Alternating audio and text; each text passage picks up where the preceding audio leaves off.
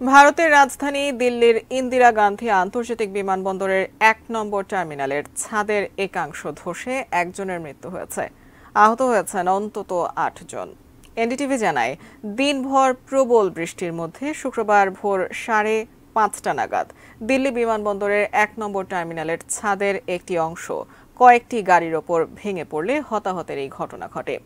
বিশ্বের অন্যতম ব্যস্ততম বিমানবন্দর হিসেবে পরিচিত ইন্দিরা গান্ধী আন্তর্জাতিক বিমানবন্দরের ১ নম্বর টার্মিনালের ছাদ ও সাপোর্ট বিমগুলো ভেঙে পড়ার পর পিকআপ এবং ড্রপ এলাকায় পার্ক করা গাড়িগুলো ক্ষতিগ্রস্ত হয়।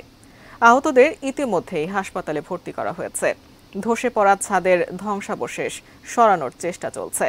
দুর্ঘটনার কারণে ১ নম্বর টার্মিনাল থেকে সমস্ত ফ্লাইট স্থগিত রাখার পাশাপাশি নিরাপত্তার কারণে চেক ইন কাউন্টারগুলো বন্ধ রাখা হয়েছে।